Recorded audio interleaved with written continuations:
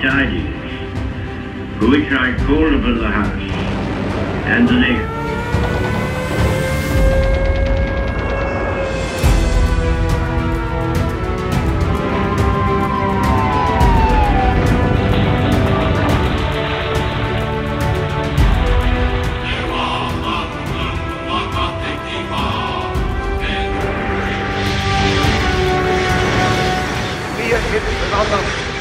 Dass wir intolerante, unverträgliche Menschen seien.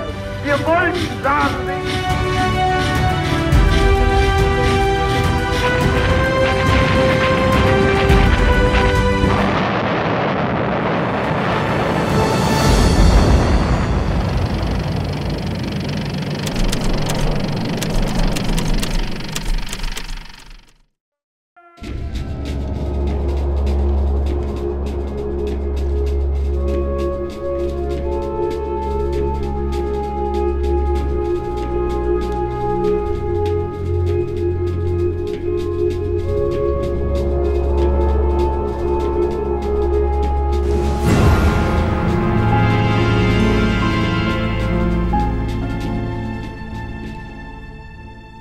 As the Second World War entered its fourth year, it had become a confrontation that was truly global. By 1943, more and more nations had been drawn into the conflict as they aligned themselves either with the Allies or with the Axis powers, or were held powerless under military occupation. By invading the Soviet Union, Adolf Hitler had taken on a formidable enemy. In the bitter cold of a Russian winter, amid the ruins of a city that had suffered through too many long months, German forces would make a humiliating surrender and many thousands would trudge away as Soviet prisoners of war.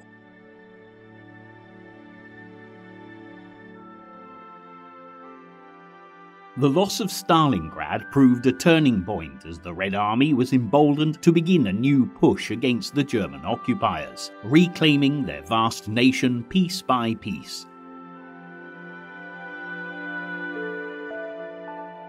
Ordinary Germans were increasingly aware of the weighty advantage that the Americans were bringing into play for the Allied war effort. American Air Force bombers joined the RAF in bold raids on ports, industrial centres and larger cities, sending a message of defiance and determination to Hitler and his generals, and also seeking to further undermine waning public confidence in the Führer's leadership. In 1943, there was also room for optimism in the Pacific War against Japan. For young US Marines, the South Sea island of Guadalcanal was synonymous with anything but a tropical paradise. It had come to mean nights broken by screaming bombs and artillery fire, savage fighting in the sodden jungle, Marines diving for cover into foxholes as Japanese planes strafed the landscape, while the Americans below battled malaria and dysentery as well as dodging sniper fire. But Japan's once tenacious hold on Guadalcanal was slowly but surely being loosened, and victory came sooner than the American and Australian commanders had dared to hope.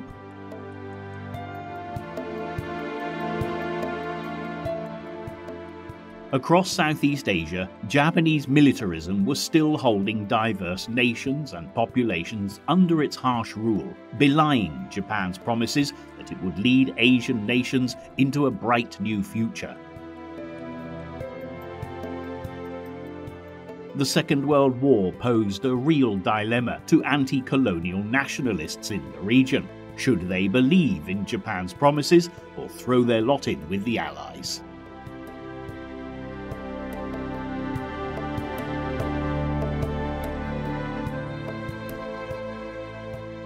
However, the often barbaric treatment of local populations by their new Japanese overlords helped settle the matter, and colonialism definitely seemed the lesser of two evils. What's more, America's President Roosevelt was carefully building a relationship of cooperation with China, a nation at war with Japan since 1937. The Chinese were firmly on the side of an Allied victory, despite reservations about cooperating with the West. Also in North Africa, the Allies received a favourable reception from the indigenous population. They watched as largely mute observers as the tides of war ebbed and flowed across their lands. A clash between European titans was being acted out, thankfully, was largely fought in the barren deserts beyond their cities.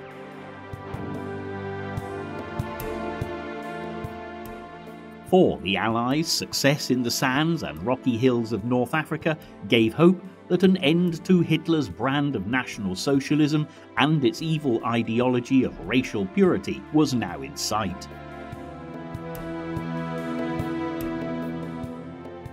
As 1943 began, the US and British troops that had made surprise landings along the coast of Morocco and Algeria at the onset of winter were still attempting to push eastwards, hoping to link up eventually with the forces under British Field Marshal Bernard Montgomery.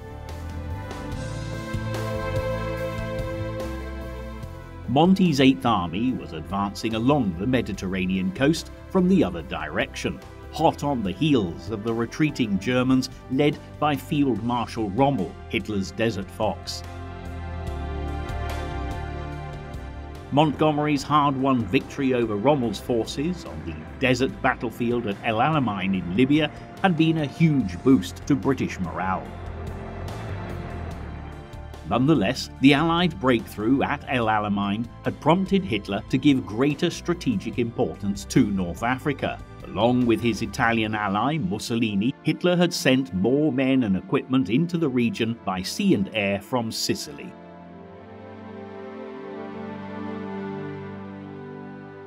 Also, Allied successes in North Africa had prompted Hitler to order the direct occupation of the southeastern part of France, which, until this point, had been administered by the pro-Nazi French government based in the town of Vichy. All France was now directly under the iron hand of the Nazis, and most of the rest of Europe was either under direct Nazi rule or was ruled by governments that had fallen into line with Hitler. And the Führer's plans for a new order based on ideas of racial supremacy were escalating.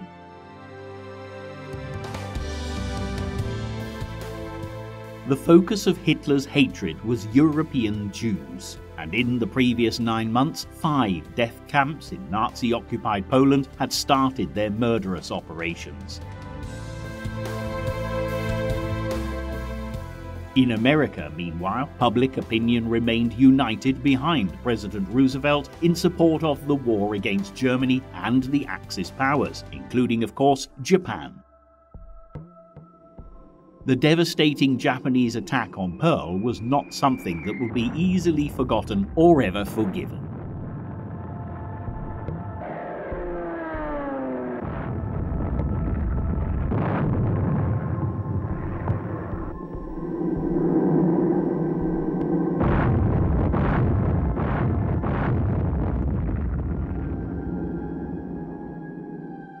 The Japanese were seeking to eliminate US naval power in the Central Pacific in order to secure access to the oil fields of the Dutch East Indies, as modern-day Indonesia was then known, as well as other resource-rich territories to the south.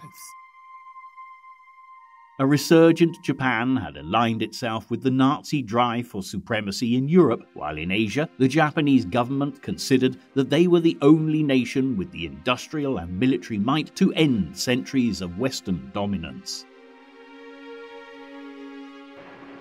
By January 1943, Japan had already wrested control of the Philippines from the American and Filipino defending forces. Japanese had also taken Hong Kong, Malaya and Singapore from the British and Indonesia from the Dutch. In Burma, bordering India, where agitation for independence from Britain was growing, Japanese forces had marched in, facing little opposition. But for months, American and Australian troops had been battling with the Japanese by land and sea in the Solomon Islands, north of Papua New Guinea.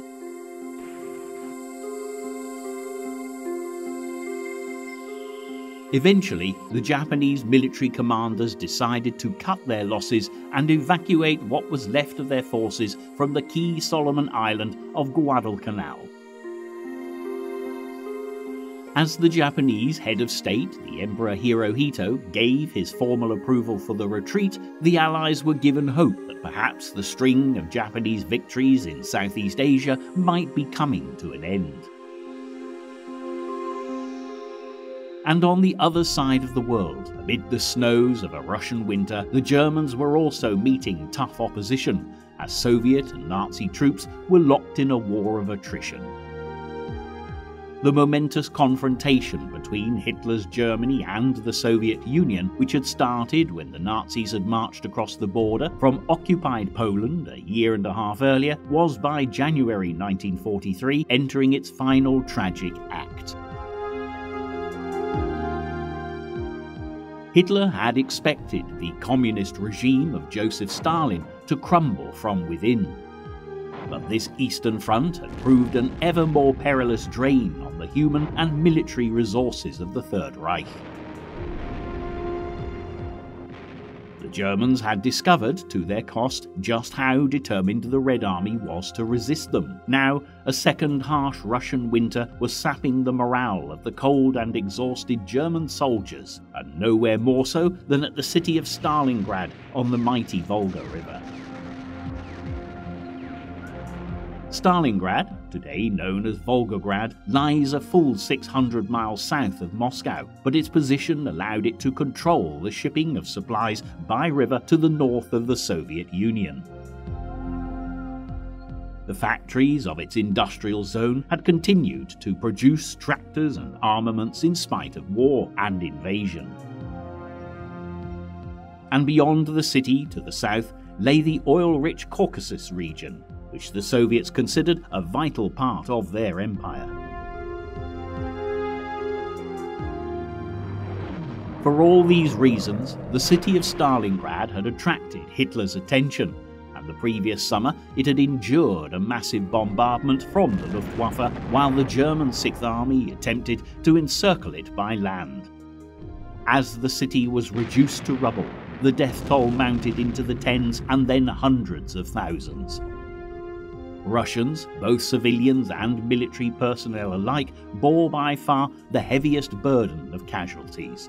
But then, in November 1942, a counter-offensive by the Red Army had trapped the German forces, along with some contingents from the Romanian and Italian armies, in a pocket of land on the west bank of the river and had prevented German reinforcements from breaking through.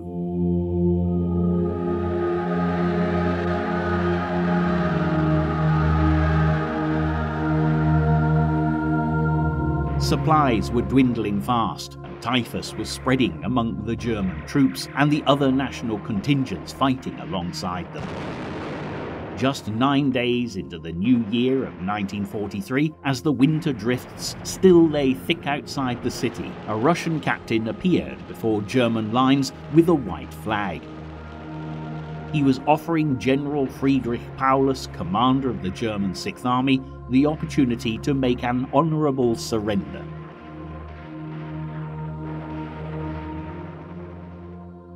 Paulus was an experienced strategist, having begun his military career before the First World War, who was doing his best to carry out the Führer's orders to hold Stalingrad at all costs.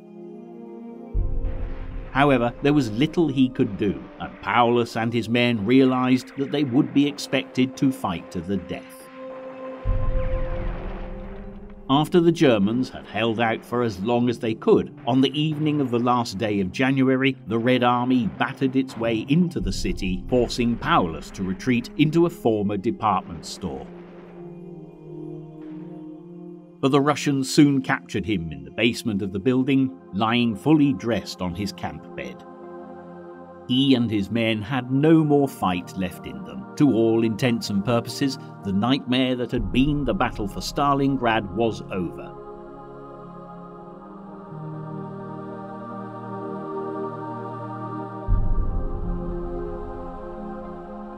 Elsewhere, the signs were equally ominous for the German invaders. On January 18th, their blockade around Russia's second most important city, Leningrad, modern-day St. Petersburg, had been broken.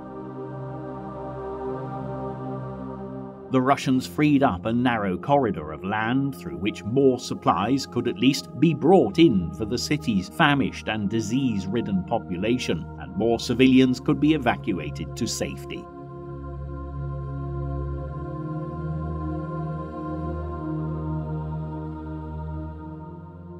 Stalin had for some time been pressing the United States and Britain to open up a front in Western Europe to take some of the pressure off the Soviet Union.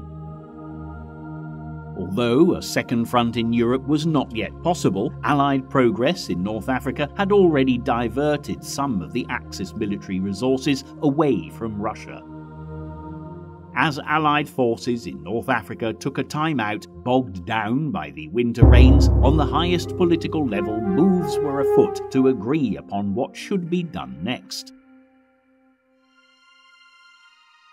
As the fighting in Stalingrad was entering its last desperate phase, two men were booked into the Anfa Hotel in Casablanca, Morocco's main seaport, under the false names of Admiral Q and Mr. P. Hotel staff were astounded to see that the two were in fact America's President Roosevelt, who had flown in via West Africa, and Prime Minister Churchill, who arrived from London in a converted bomber. Stalin had been invited to join them, but had sent a message saying he could not leave his country at such a crucial moment. However, he made sure he reminded the two leaders that they had promised to open a second front in Europe that spring. Morocco was a French protectorate previously controlled by commanders loyal to France's Vichy government. It now represented a secure meeting place for the two leaders, as after the Allies had arrived, senior French commander Admiral Darlan had renounced his loyalty to Vichy and formally ceded to the United States the right to oversee all ports, transport and troop movements. When Darlan was assassinated by a dissident Frenchman just weeks later, his place as administrator of North Africa had been taken by another former Vichy supporter, General Henri Giraud. He had been groomed for this role by the Americans, much to the displeasure of another French general, Charles de Gaulle. He'd opposed Nazism and the Vichy government from the start, and as commander of the Free French forces based in London, had become a symbol of French resistance. The two French generals were also persuaded to attend the 9 days of talks at the Anfa Hotel that would go down in history as the Casablanca Conference, where they were obliged to keep their hostility within diplomatic bounds. Between Roosevelt and Churchill, relations were far easier, as it was the fourth time that the two leaders had met since the war began.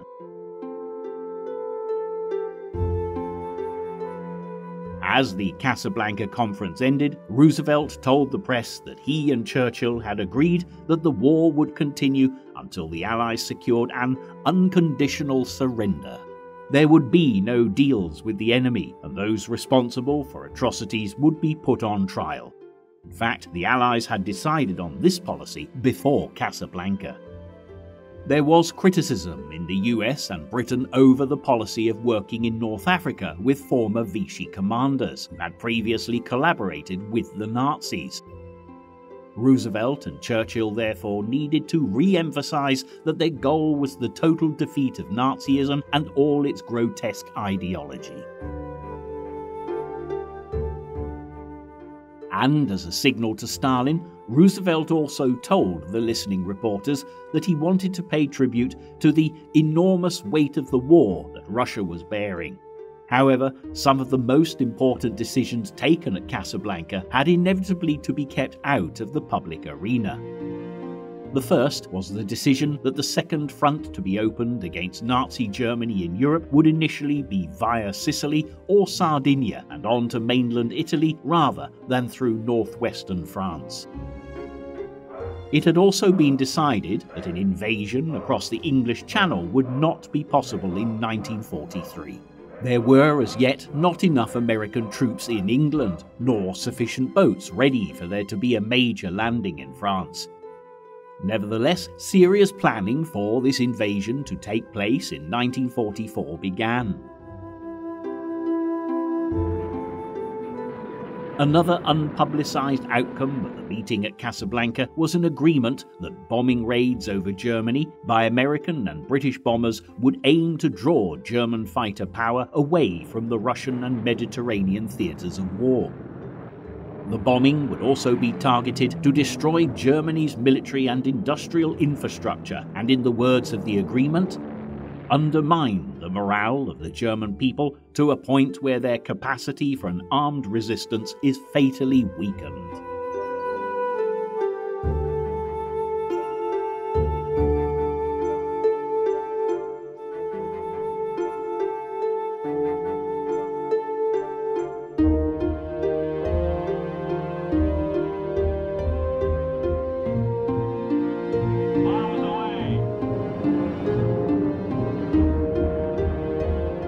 As for the two French generals, they reached their own resolution at the conference, agreeing to share authority in French North Africa, which they hoped from now on would remain under Allied control.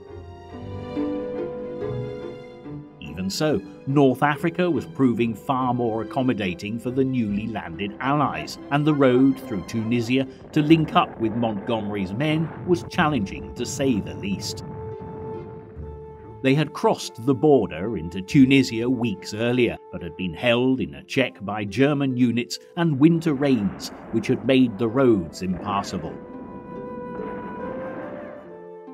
In the capital, Tunis, which lay so temptingly close to the Italian island of Sicily, the Germans and Italians had been building up a new military presence, redeploying transport planes from the Eastern Front. The French commander in Tunis remained loyal to Vichy and was allowing the Germans to use Tunisian airfields for this airlift. While the Italian navy struggled with a shortage of oil, the Allies suffered from a lack of sufficient ships to transport their troops down across the Mediterranean, even with civilian craft such as cruise liners pressed into service. After the Battle of El Alamein, Rommel would never again be able to hold a firm front against Montgomery and his men, who included South Africans, Indians, New Zealanders, and others alongside British soldiers. At first light on January 23rd, a British tank with 7 Gordon Highlanders clinging to it rumbled into the deserted Libyan capital of Tripoli after coming along an empty but heavily mined coast road where every bridge had been demolished by the retreating Axis force.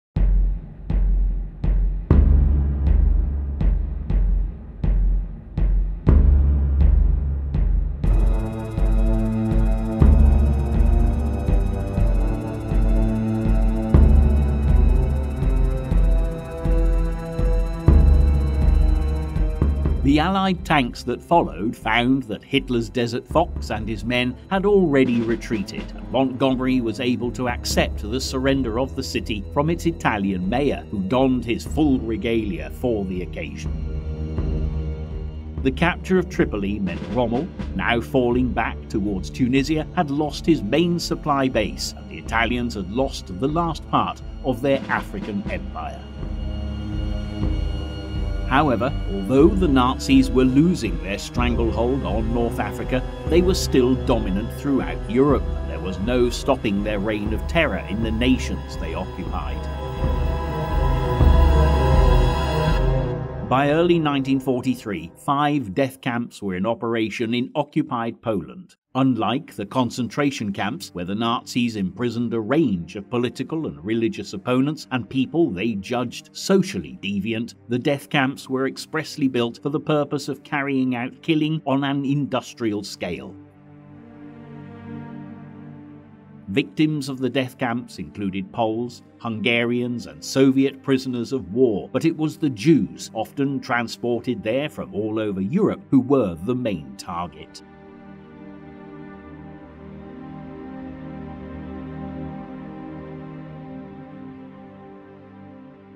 Presiding over this genocide was Heinrich Himmler, one of the most powerful of Hitler's henchmen.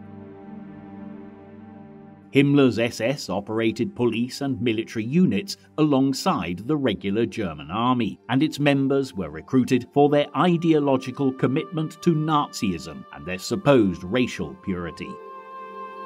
The SS was a prototype of the master race that Hitler dreamt of. In Poland, the capital, Warsaw, had been home to the majority of the country's Jews. More than 2 years previously, the Germans had forced all Warsaw Jews to move into a designated walled area known as the ghetto. All movement in and out was controlled by armed guards, effectively cutting the Jews off from the outside world, where in overcrowded conditions, typhus and tuberculosis spread like wildfire and malnutrition was rife. Some 330,000 Jews had by 1943 already been deported from the Warsaw Ghetto, but about 60,000 remained. So it came as a shock for the German guards when in mid-January a small rebellion broke out, a precursor to the more famous uprising. For the first time, the Jews held in the Warsaw Ghetto, which had become in effect a waiting room for the death camps, had attempted to strike back, and it gave the Nazis a taste of what lay ahead. Back in Germany, ordinary people going about their everyday lives were also beginning to feel disillusioned with Hitler and the Nazi regime. Particularly as by the end of the month, both the American Air Force and the RAF had been bombing major targets, including Berlin.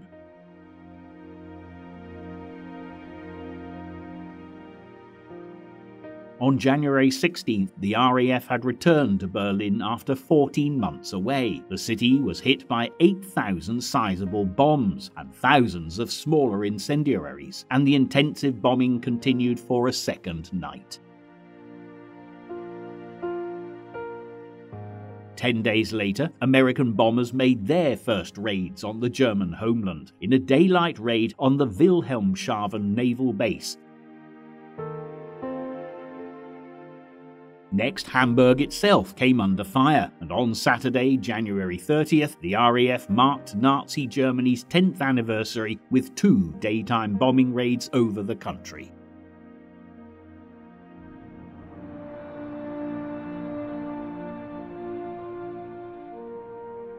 The second, in the afternoon, was timed to spoil a radio broadcast of a celebratory speech by Hitler's propaganda minister, Joseph Goebbels. Whatever doubts the people of Germany might be having, and any questions asked by Hitler's closest associates about his state of mind, Goebbels was the most constantly loyal of them all. And never before had the eloquent skills of Joseph Goebbels been more in demand, particularly as news of Germany losing the Battle of Stalingrad started to filter through. Stalingrad was the Nazis' first large-scale military defeat, and there would be no hiding the scale of the losses from the already disheartened German public.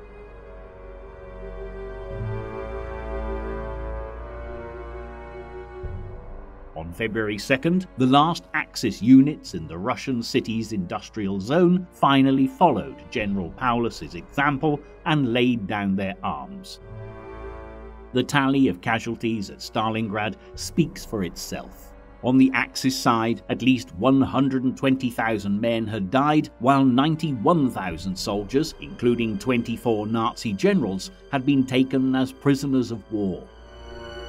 Only about 5,000 of these prisoners would ever make it home. More than a quarter perished in the immediate days after their capture, weakened by disease, malnutrition, and lack of medical care. On the Russian side, the civilian population of Stalingrad had been decimated, while the Red Army's casualties were even higher than the Germans. Some estimate that up to 250,000 Russian troops had been killed, captured, or wounded in the city.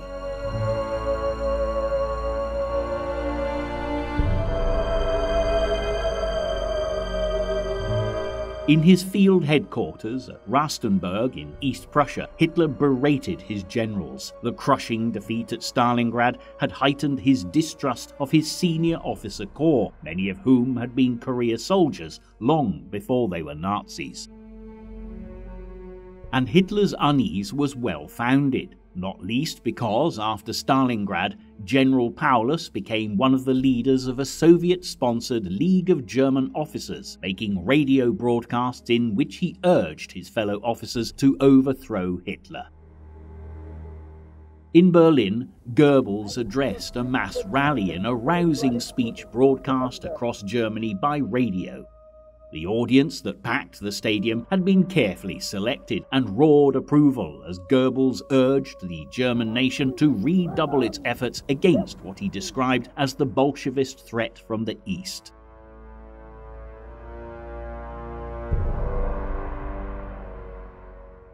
Only now, after Stalingrad, was the full scale of this threat understood, he said, but the German people would follow Hitler through thick and thin, as he put it. Do you want total war? He bellowed. If necessary, do you want a war more total and radical than anything we can yet imagine? The audience rose to its feet, chanting their support. But approval for Hitler was definitely fading. Shoppers in Munich city centre were stunned to see anti-Nazi graffiti on the walls, and at the city's university, students even dared to protest, chanting, "Down with Hitler." An underground student group, the White Rose, had been circulating anti-Nazi letters in a number of cities for several months. The White Rose students were non-violent. Some had seen service on the Eastern Front, and one of them had witnessed the treatment of Polish Jews in the Warsaw Ghetto by the German oppressors and could not get the images out of his mind. Isn't it true that every German is ashamed of his government these days? The first letter read. Who can imagine the degree of shame when the awful crimes that infinitely exceed any human measure are exposed to the light of day? Not surprisingly, the Nazis quickly crushed the movement before it could grow into something more dangerous. The Gestapo secret police were tipped off, and the two ringleaders, Hans Scholl, a 25-year-old medical student, and his sister Sophie, a biology student aged just 21, were executed in late February along with a third student. 3 more White Rose activists would share their fate before the year was out, paying the highest price for voicing what many in Germany were by now thinking. While defeat at Stalingrad had dealt a mighty blow to the prestige of the German military in Europe, in the Pacific, the image of the Japanese army as an unbeatable, efficient military machine was also beginning to crumble.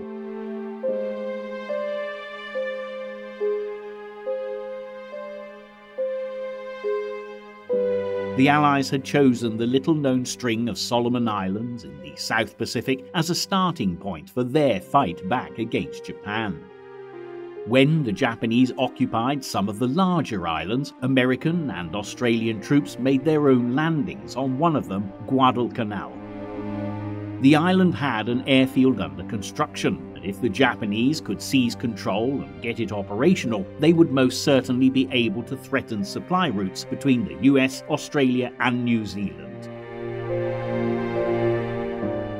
Throughout the autumn and winter of 1942, the Japanese put up a fierce fight by land, sea and air, while islanders sympathetic to the Allies kept a lookout for the movements of the Japanese military.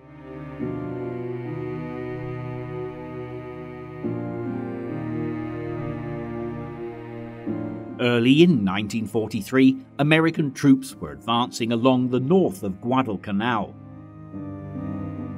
The airfield was already in US hands, but they feared a renewed Japanese offensive. Little did they suspect that the Japanese commanders had already received their emperor's blessing for a withdrawal, and the naval maneuvers were actually in preparation for an evacuation of thousands of Japanese troops. By the end of the first week of February, more than 10,000 Japanese soldiers had been taken off the island before the Allies even realized that the battle for Guadalcanal was over. From this point on, Guadalcanal would be a major Allied base with new runways and a port. It had cost American lives of 1,700 soldiers and 5,000 were wounded, but the eventual goal, the retaking of the Philippines, no longer looked quite such an impossible task. What's more, American shipyards were working at full steam, producing warships that the Japanese could not hope to match. For Japan, the loss of 860 aircraft and 15 warships with their highly trained crews was going to be a major issue. The defeat led the Japanese military to carry out a major reappraisal of their strategy. They resolved to hold on to central New Guinea and take a defensive stance along the southern perimeter of their area of control. Despite the setback at Guadalcanal, Japan's determination to present itself as the leader of a newly awakened Asia had the potential to seriously undermine the Allied war effort. Nowhere was this more so than India, once considered the jewel in the crown of the British Empire, where the British Army had traditionally been supplied with large numbers of Indian recruits. But the battle for an independent India was already gathering pace. By 1943, the Indian nationalist leader Mahatma Gandhi had been detained because he had declared that India should be granted immediate independence if it was to carry on supporting the Allied war effort. As a consequence, there had been mass arrests of Gandhi's supporters, while police released a barrage of lethal gunfire against unarmed demonstrators. In eastern India, the local population was no longer in awe of their British overlords, having seen their humiliating retreat from Burma the previous year, and had resorted to sabotaging railways and telegraph lines. The loss of Burma had, at a stroke, deprived India of 15% of its supply of rice, the staple upon which India's poor so depended. Therefore, the British quickly realised that it was vital to regain control of Burma to quell the rebellions in India, as well as to defeat the Japanese. With Japan controlling much of China's eastern seaboard, the famous Burma Road had been the main route for getting supplies to Chinese nationalist forces deep in the country's interior.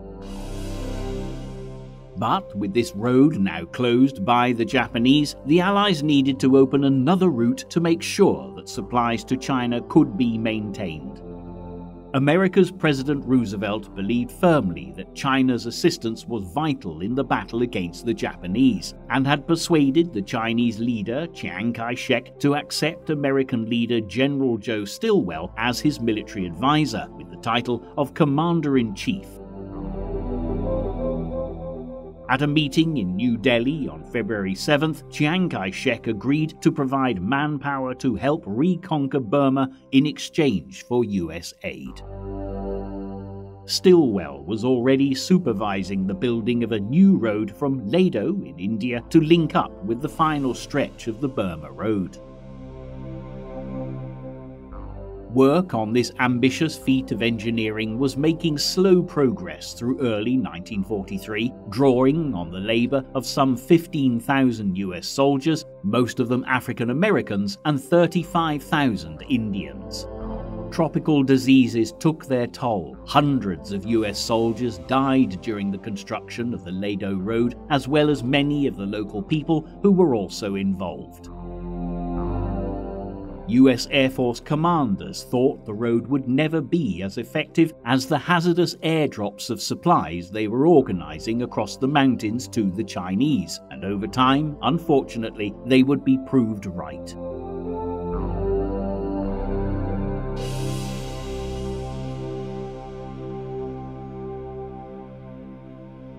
A British land offensive against the Japanese on Burma's western Arakan coast on the Bay of Bengal was making similarly slow progress. The British and Indian soldiers were finding that their Japanese enemies were well trained and battle-hardened.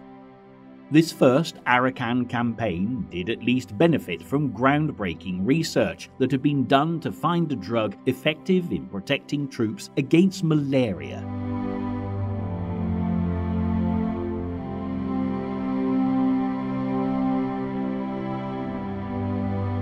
As February progressed, the British desperately needed a morale boost, and success in Burma would certainly deliver it. With perfect timing, a special forces unit that had been training across the border in India found themselves in the media spotlight. Plans were in place for them to get behind Japanese lines in Burma and generally disrupt enemy supplies by destroying transport systems wherever possible, and their British commander told newspaper reporters that this special force would be called the Chindits, after a mythical Burmese lion.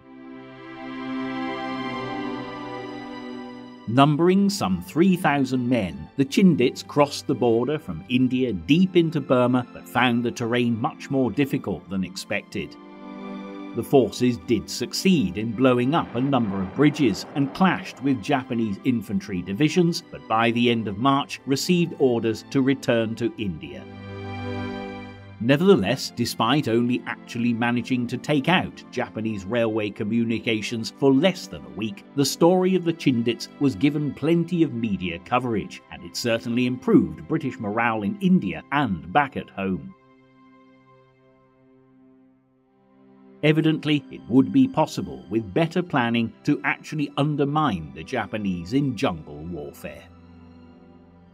As 1943 progressed, the Allies certainly found themselves needing to adapt their military strategy to fit a variety of inhospitable terrains. The Burmese jungle, without doubt, called for guerrilla tactics, but the wide horizons of North Africa provided the stage for more classic military strategies.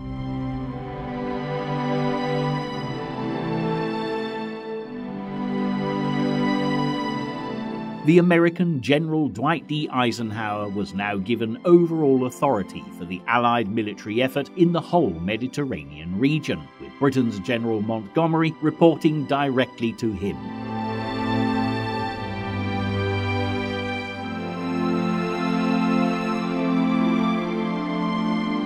Eisenhower was an unusual military commander in that he had never seen action himself, but with his consummate skill and experience of mediation and diplomacy, he had secured the respect of all the frontline commanders, which was in point of fact quite a remarkable achievement. Nevertheless, Eisenhower had a difficult time ahead of him, and he would need total cooperation from all those he commanded.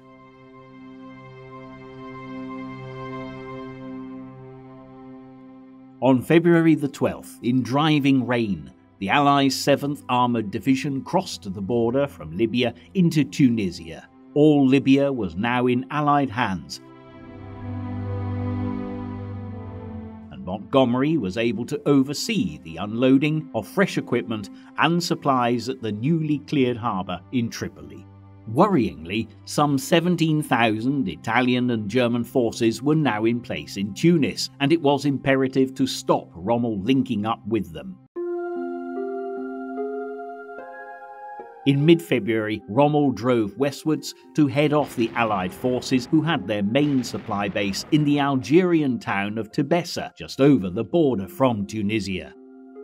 But the road to Tebessa wound along a narrow mountain track known as the Kasserine Pass. This was the setting for the first large-scale meeting of American and German forces in World War II, and the untested US troops suffered heavy casualties. The Americans' light guns and tanks stood little chance against the heavier German equipment, but within days the Allies had regained control of the pass thanks to the use of strategically accurate air power.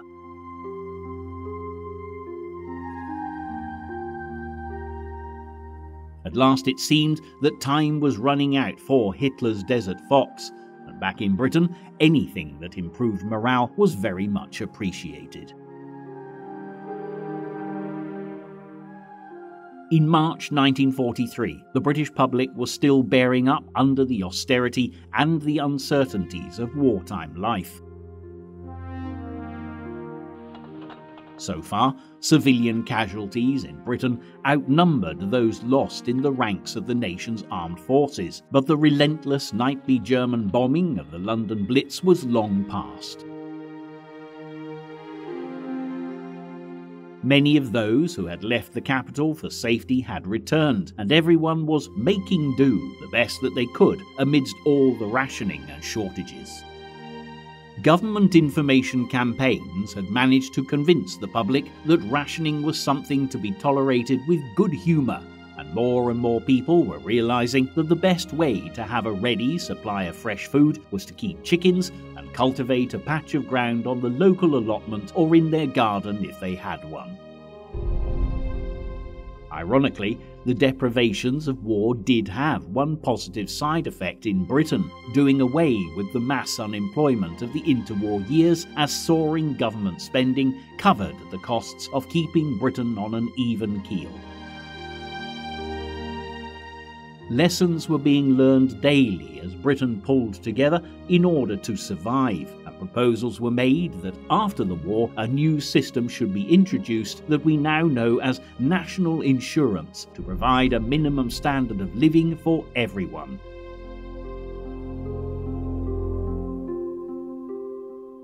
Also, a national health service would be necessary that would offer health care for all, rather than doctors only being available to those who could pay. The Beveridge Report, which detailed the proposals, proved an unlikely bestseller, and a shortened version was printed for distribution amongst the armed services. From the cradle to the grave, a new age beckoned, and as people looked forward to the day when World War II would come to an end, one thing was certain: life would never be the same again. It preserves the maximum of individual freedom and responsibility that is consistent with the abolition of want. Keeping morale high, both on the home and battlefronts, was of vital importance, and although wartime propaganda is more generally associated with Hitler and his Nazi ideologies, Winston Churchill also kept a watchful eye on what the British press put into print.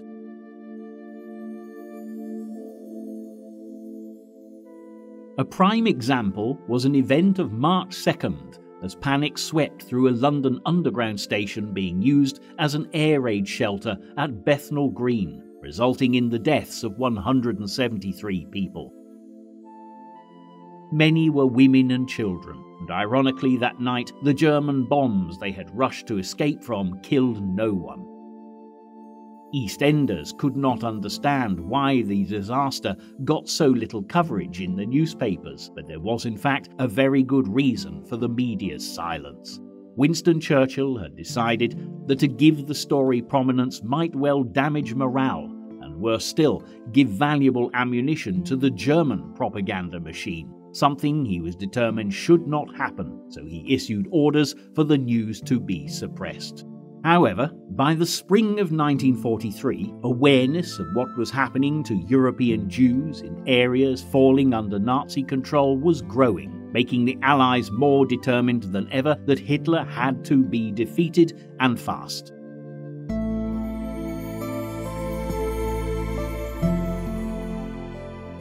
On March 23rd, Himmler was informed that in the region of 1.5 million European Jews had been killed since the outbreak of the war. On that very same day, by pure coincidence, the Archbishop of Canterbury stood up in the House of Lords in London and pleaded with the British government to help the Jews of Europe. "We at this moment have upon us a tremendous responsibility," he said. "We stand at the bar of history, of humanity, and of God." The British authorities had known what was going on in the concentration camps for some time, thanks to the code-breaking activities at Bletchley Park in Buckinghamshire, which monitored all Nazi communications. Reports also reached them from the Polish underground movement, and the World Jewish Congress in Geneva was doing its best to alert the British government to what was really going on. Ironically, some civil servants and British politicians dismissed the stories as propaganda, while others were concerned about the possibility of what they called a flood of alien immigrants.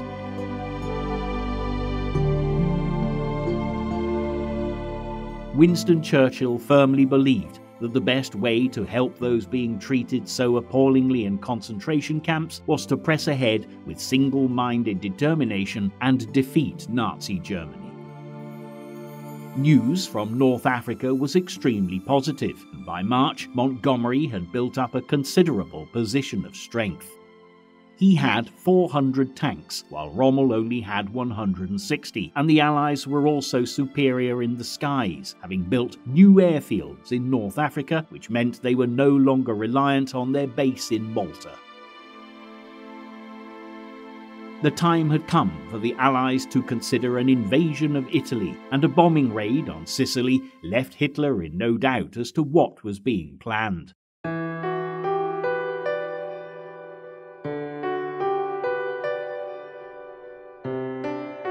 The Führer summoned Rommel from North Africa to discuss what was to be done, and at a meeting in the Ukraine, the Desert Fox begged Hitler to allow the evacuation of Axis troops to Italy, where they could be re-equipped. But neither Hitler nor Mussolini were willing to countenance such an obvious retreat, while Rommel began to tire of the false optimism and failure of the two leaders to be realistic. Meanwhile, back in North Africa, Montgomery was making further advances towards an Allied victory in Tunisia. Before the outbreak of World War II, the French, in their occupation of the north, had built a line of fortifications in southern Tunisia. After losing extensive ground in North Africa to the Allies in Operation Torch back in the autumn of 1942, the Axis powers had managed to hold on to what was known as the Mareth Line, and using minefields, anti-tank ditches, barbed wire, and carefully concealed artillery positions, the Germans and Italians had created a defensive stronghold. But Montgomery's star was most definitely in the ascendancy. By the end of March, he'd managed to break through the Mareth line, and it literally was only a matter of weeks before the Allies would gain control of Tunisia.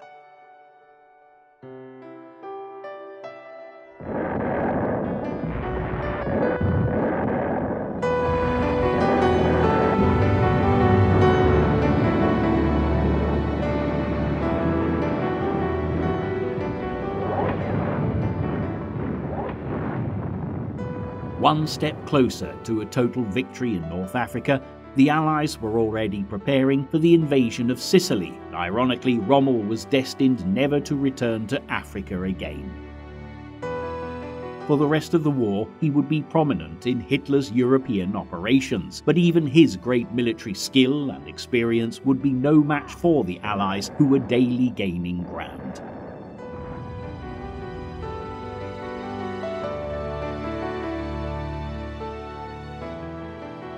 The tide really was turning, and even the most downtrodden of Hitler's victims were beginning to feel a sense of hope.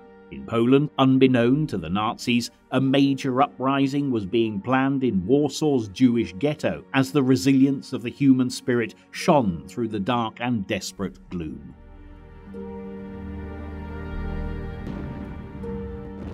As the opening of a new front looked increasingly possible in southern Europe, as the German and Italian forces were slowly but surely losing their foothold in Tunisia, Churchill's determination to push towards a speedy victory was gathering momentum. And better news still was coming from the Pacific theatre of war, as the Allies were at last beginning to gain the upper hand, as the Japanese were forced to face the prospect that their Imperial army might not be quite as invincible as they had at first believed.